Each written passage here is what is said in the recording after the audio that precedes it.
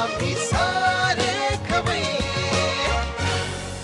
आजी, आपण तेव्हा बोलता बोलता मला कळलं की तुम्ही लग्न करून घरी आलात.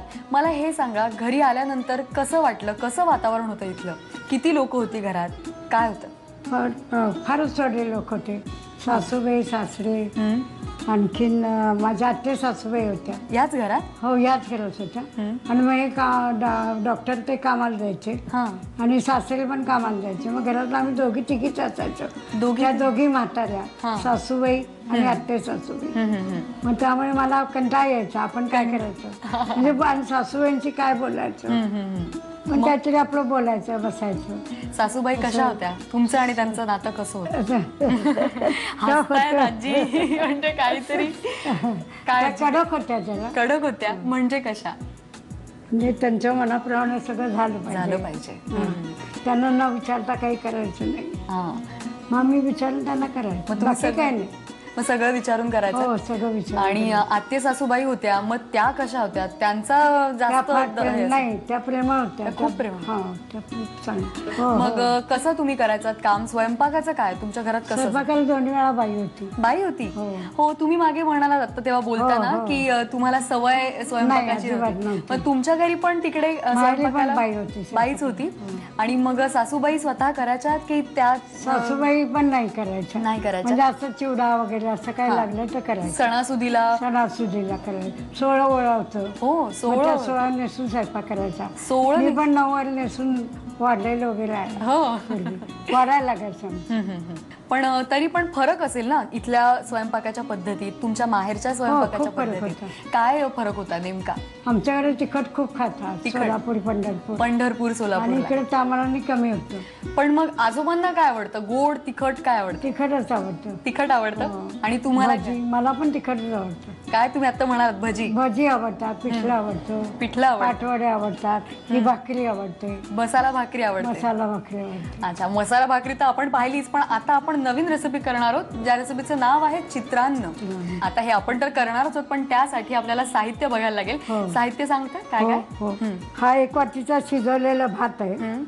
नंतर हे डाळ आहे, फुटाण्याचं डाळ आहे हे. नंतर हे शेंगादाणे आहे, ही तांबडी मिरची आहे. आणि फोडणीचं साहित्य तेल, जिरं, मोहरी, तांबडी मिरची, कढीपत्ता, मीठ, साखर, हळद, हिंग.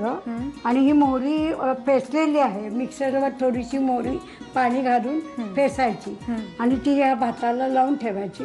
आणि मग त्याला सगळं घालून फोडणी द्यायची. आणि हे राहिले हे काय? हे लिंबाचा रस आहे.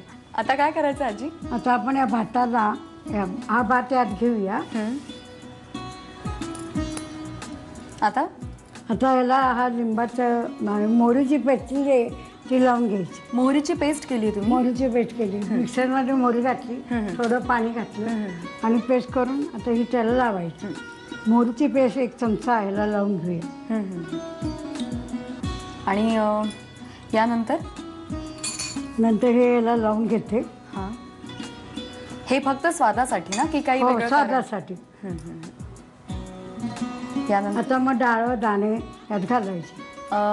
पाववाटी डाळ आहे. पाववाटी डाळ, फुटाण्याची डाळ, फुटाण्याची डाळ आणि सोललेले दाणे, भाजलेले सोललेले दाणे, भाजलेले आहेत ना, सोललेले. नंतर चवीपुरतं मीठ,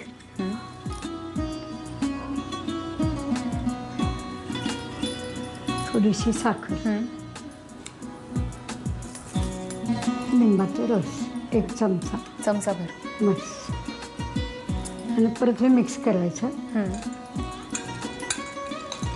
हे मिक्स केल्यानंतर ह्याला आता फक्त फोडणी द्यायची. फोडणी द्यायची.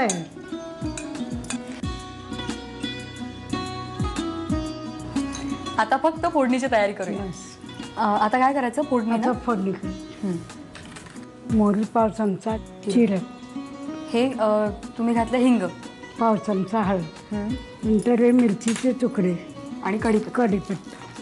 आणि फक्त ही फोडणी यावर घालायची. आणि मग भात तयार होणार. भात तयार. घालू? झाली असेल? हो, झाली.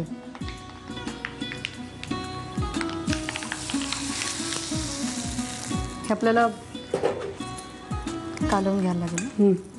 चित्रांना जवळजवळ तयार झालंय. मला माहितीये तुम्हाला सुद्धा करून बघायचंय. आणि त्यासाठी साहित्य आणि कृती लिहून घ्या.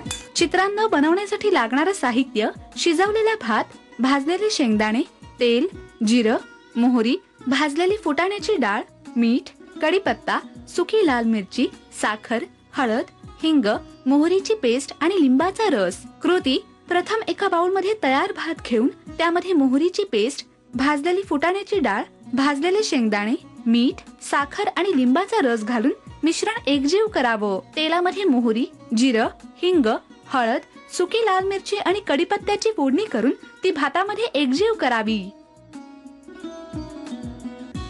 आम्ही